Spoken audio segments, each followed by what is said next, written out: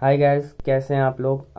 I know थोड़ा बहुत ज़्यादा टाइम हो गया since I made my last video. आखिरी वीडियो जो मैंने डाली थी वो एक ट्रैवल टाइप की डाली थी, बस उसमें कुछ बोला नहीं था, उसमें कोई विजुअल नहीं था। तो पिछले 1.5 महीने से मैं क्या कर रहा था, पिछले 1.5 महीना बहुत ही हेक्टिक था। कोर्स कोर्स यूज टू हो रहा था मेरी, अभी अभी जॉब लग गई है। और और भी यूनिवर्सिटी में एक दो चीज़ें में वॉलंटियर किया है, तो पूरा मेरा स्केजूल सॉर्ट नहीं हो पा रहा था। अब जाके सॉर्ट हुआ है, तो फाइनली मैं ये वीडियो बना पा रहा हूँ। मैंने सारी चीज़ें जो जो इम्पोर्टेंट चीज़ें हैं वो सब मैंने एक्सपीरियंस कर ली हैं, लोगों से भी बात करी, उनके भी एक्सपीरियंस लिए हैं। तो इस वीडियो में आज मैं आपको सारे इम्पोर्टेंट चीज़ें बताऊँगा कि क्या क्या चीज़ें यहाँ आपको आके करनी है, और सबसे इजी और एफिशिएंट तरीका क्या है उन्हें करने का। तो अब मैं let's just get started. Okay guys, देखो, पहली सबसे इम्पोर्टेंट चीज़ है वो है सिम कार्ड। सिम कार्ड आपको तो चाहिए ही चाहिए, क्योंकि यहाँ पे जो भी आप फॉर्म्स भरोगे, जो भी रजिस्ट्रेशन करोगे, जो भी यहाँ पे पॉइंट ऑफ कांटेक्ट होगा वो आपके फ़ोन नंबर से ही होगा, जो यूके का होना चाहिए। तो सबसे पहले चीज़ आपको सॉर्ट आउट करनी है अपना सिम कार्ड। अब सिम कार्ड अगर आपको इंडिया में अपने वीएफएस से लेबारा का मिल गया था, देन इट्स ग्रेट, आप सॉर्टेड हो। मेरे पास भी था, मुझे भी मिल गया था, तो मैं वही यूज़ कर रहा हूँ अभी तक। एंड उससे सब सॉर्ट था। तो अगर आपको वीएफएस से मिल जाता है सिम, देन ग्रेट। नहीं मिलता है, अगर आपके पास सिम नहीं होता है, तो जब आप एयरपोर्ट पे लैंड करते हो, अपना सामान वगैरह लेके एग्ज़िट टर्मिनल की तरफ जाते हो, तो वहाँ पे आपको कुछ स्टॉल्स मिल जाएंगे जो सिम कार्ड देते हैं। और वहीं पे आप एक प्लान भी एक्टिवेट करवा सकते हो उसी वक्त। तो सिम कार्ड के यहाँ पे सिम कार्ड के पैसे नहीं होते, यहाँ पे बस प्लान के पैसे होते हैं। तो फर्स्ट स्टेप ये है कि एयरपोर्ट से ले लो, अगर आपको आपके पास पहले से नहीं है। दूसरा, अगर आपको एयरपोर्ट पे भी बाई चांस नहीं मिल पाता है, तो जब आप अपनी अकोमोडेशन पहुंचते हो, अगर आपकी स्टूडेंट अकोमोडेशन है तो मोस्ट प्रोबेबली आपको स्टूडेंट अकोमोडेशन से भी एक सिम मिलेगा। फिर आपको अपनी यूनिवर्सिटी से भी एक सिम मिल सकता है, तो वो फ्री में ही मिल जाते हैं। अगर वहाँ से भी नहीं मिलता तो आप किसी भी अपने आसपास लोकल स्टोर में जाके ले सकते हो। तो सिम का काम है वो तो आपको पहले दिन ही करना है। आपको अपना सिम कहीं से जुगाड़ करना और उसको एक्टिवेट कर देना, उसके बाद ही आगे के काम हो पाएंगे। सिम जैसे ही आप डालोगे, उसमें आपको मैसेज आ जाएगा, उसकी इंस्ट्रक्शंस होंगी, और उसका ऐप डाउनलोड कर लेना, रजिस्टर कर लेना, एंड देन आपका सिम एक्टिवेट हो जाएगा। दूसरी जो इम्पोर्टेंट चीज़ है वो है अकोमोडेशन। अगर आप इंडिया से ही या अपनी होम कंट्री से ही अकोमोडेशन मतलब बुक करके आते हो, डिपॉजिट पे कर दिया, अगर स्टूडेंट हॉल्स है या प्राइवेट अकोमोडेशन है तो सही है। फिर आप एयरपोर्ट से सीधा वहाँ अपनी अकोमोडेशन तक जा सकते हो, और आपको आगे टेंशन की कोई ज़रूरत है नहीं। बट बहुत लोग जैसे यहाँ पे हाउसेस में रहने की सोचते हैं, तो मेरे ऑब्जर्वेशन में अब तक यही हुआ है कि जिन लोगों को हाउसेज और लैंडलॉर्ड और हाउस हंटिंग वो सब करना होता है, तो वो यहाँ आते हैं, वो किसी बीएनबी में रुकते हैं, या फिर किसी हॉल्स में 1-2 हफ्ते का कॉन्ट्रैक्ट लेके, या किसी एग्जिस्टिंग पर्सन जो उनका यहाँ रह रहा हो उसके साथ शेयर करके रह के उस टाइम में वो घर ढूंढते हैं। तो ये थोड़ा हेक्टिक होता है, बट अगर आपके प्लान में यही है तो फिर यही करना पड़ेगा कि आप यहाँ आके बीएनबी में रुको, या किसी के साथ रुको, या कहीं पे आप टेम्पोरेरली रहो, और फिर जल्द से जल्द आप हाउस ढूंढो, एंड देन आप वहाँ मूव हो। थर्ड इम्पॉर्टेंट चीज़ है वो है आपका बीआरपी। बीआरपी तो पता ही होगा भाई, सबसे इम्पोर्टेंट आपकी आईडी यही है जो यहाँ चलेगी। ये बेसिकली यहाँ का आधार कार्ड है, तो ये तो आपको हमेशा अपने साथ रखना है।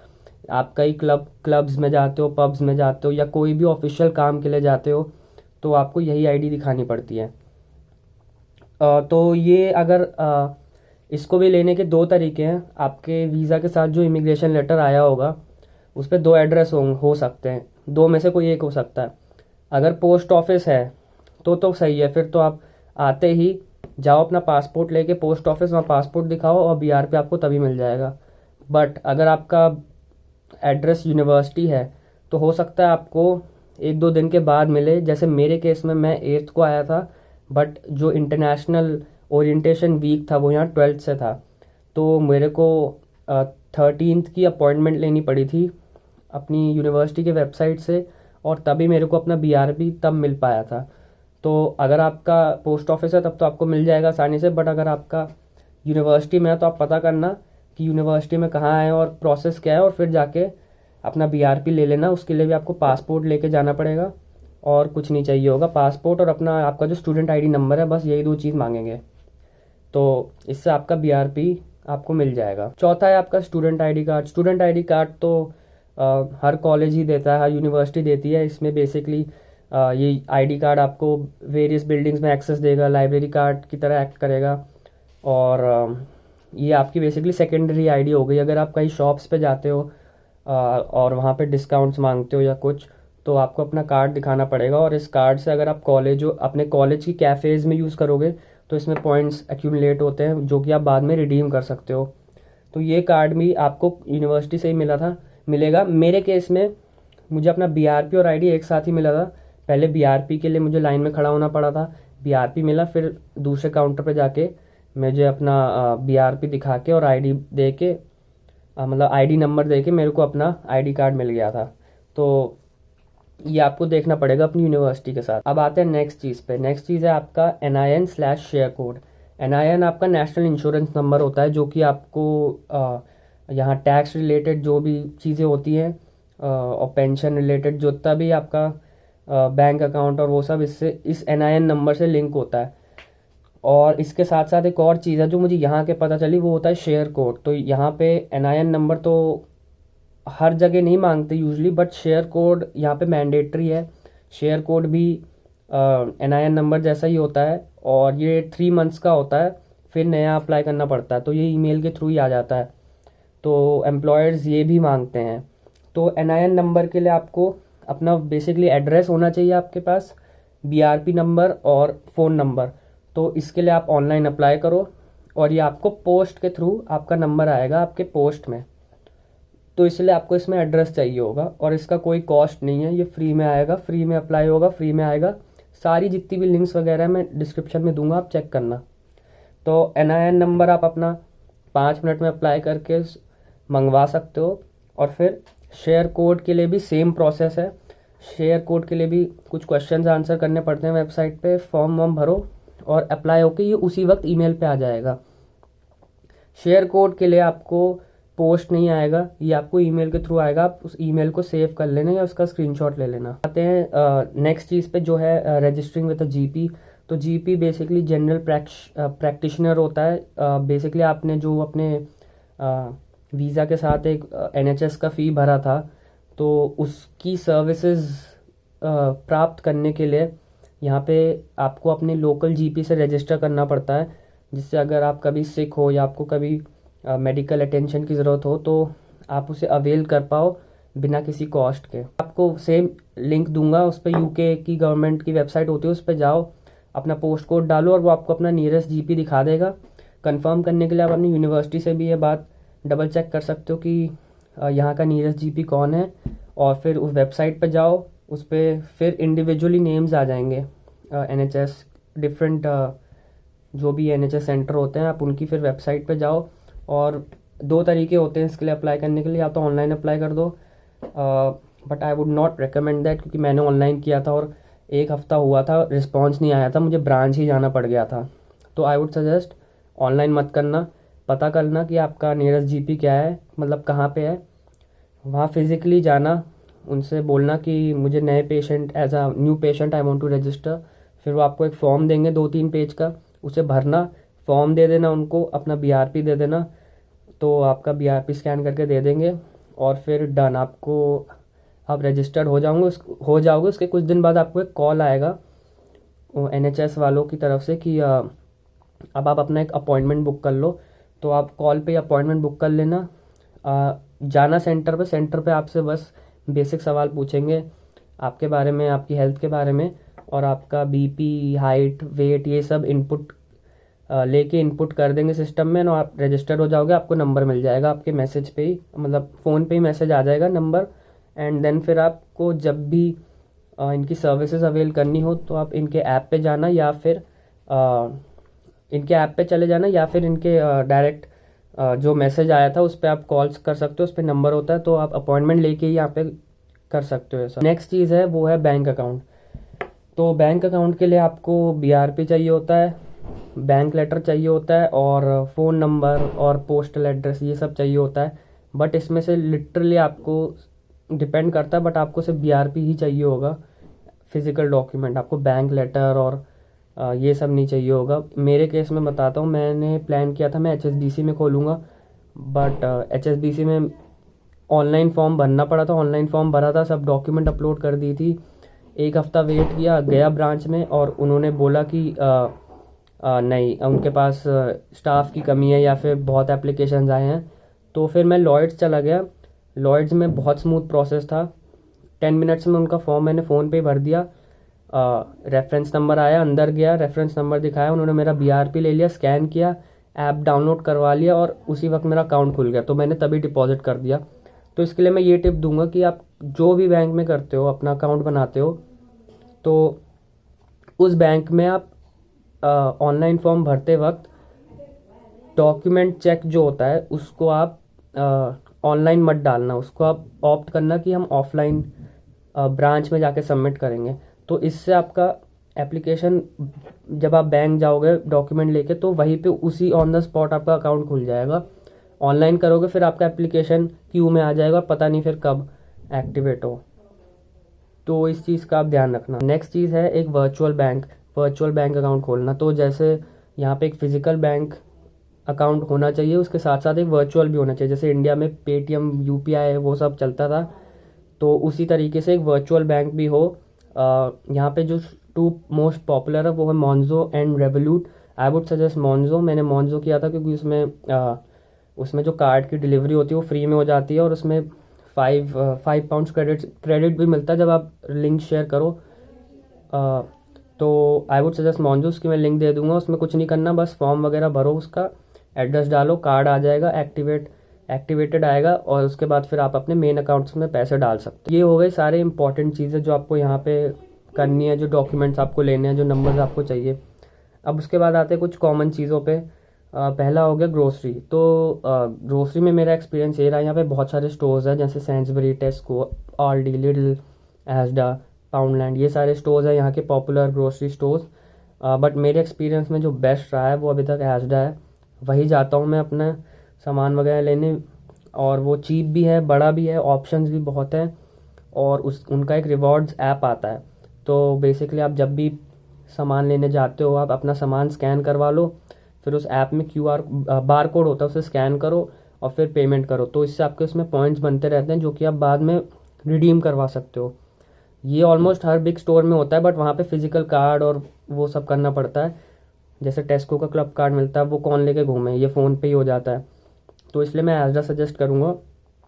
और दूसरी चीज़ ये है कि अगर आपको कुछ भी इमरजेंसी ख़रीदना हो, कि इमरजेंसी हो गई, कुछ ख़रीदना हो, जैसे मिल्क हो गया, ब्रेड, कुछ भी हो गया, तो आप पाउंडलैंड जा सकते हो। मैं भी वही जाता हूँ अगर कुछ शॉर्टेज होती है। वैसे तो होती नहीं है क्योंकि मैं एस्डा से ही ले आता हूँ सब, but Poundland is the second option. तो मैं यही 2 स्टोर्स रेकमेंड करूँगा, एस्डा एंड पाउंडलैंड।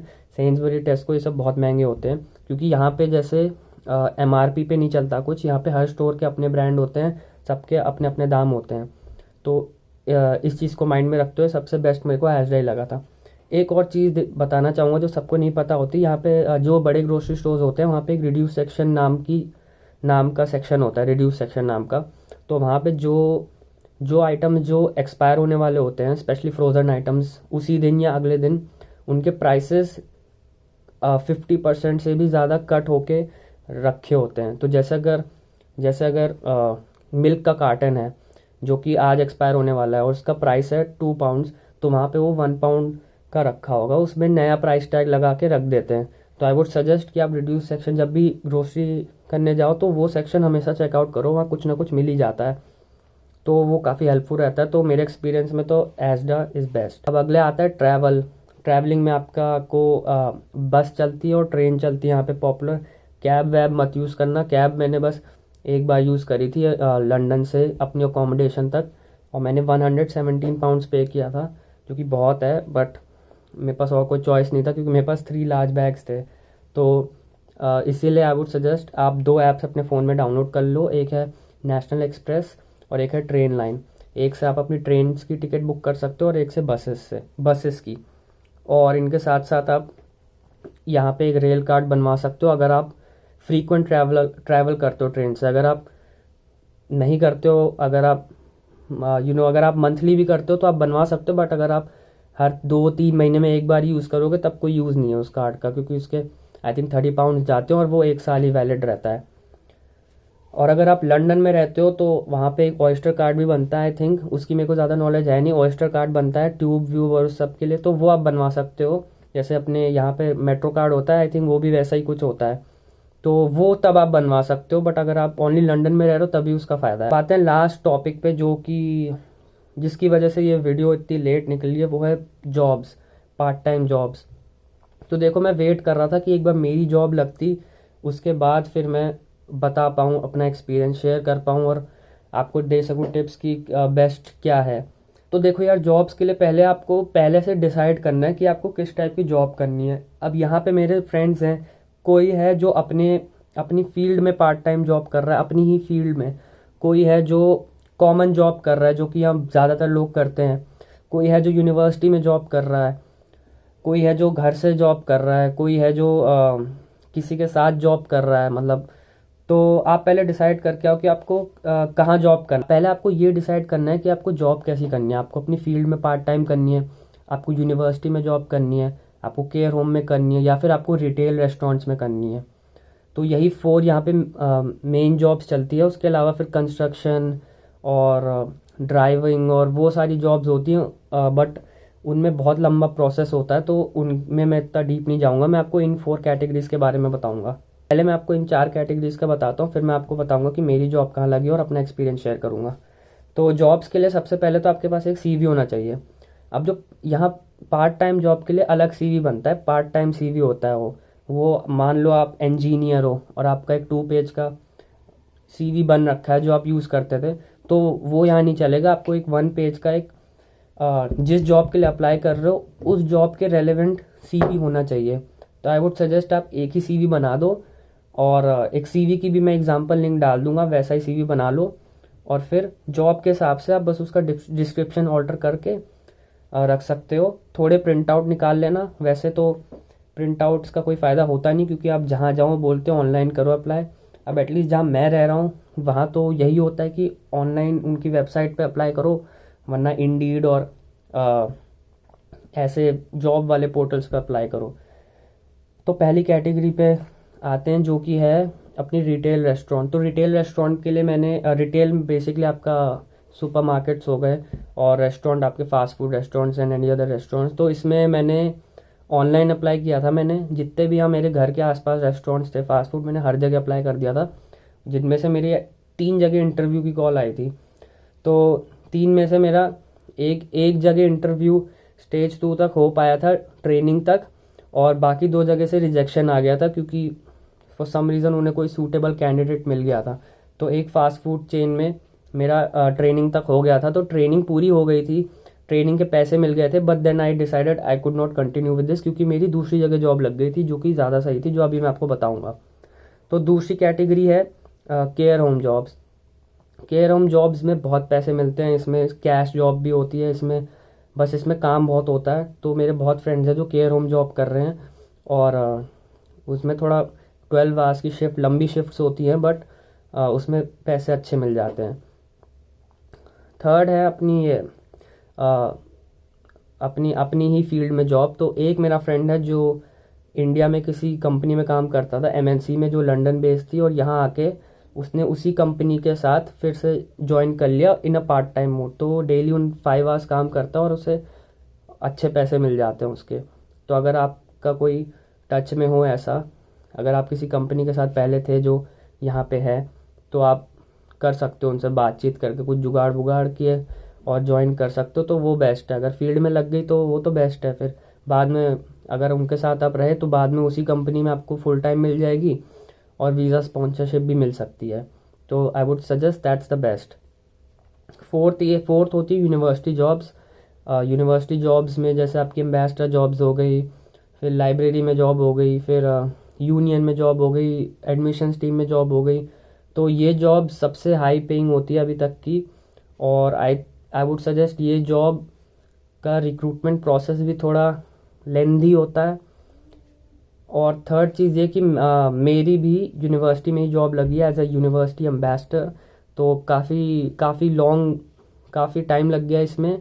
क्योंकि इसमें फॉर्म बहुत लेंदी होता है, फिर इसमें वीडियो बना के भेजनी पड़ती है, फिर इसमें इंटरव्यू के भी 2-3 राउंड होते हैं, फिर इसमें एक टेस्ट भी होता है, तो इसमें बहुत कुछ था तब जाके ये लगी है। फिर इसमें इसमें बहुत फ़ायदे हैं। इसमें आपको इसमें ऑनलाइन ट्रेनिंग के भी पैसे मिल जाते हैं। फिजिकल ट्रेनिंग तो होती है उसकी तो मिलती है, बट ऑनलाइन ट्रेनिंग के भी पैसे मिलते हैं।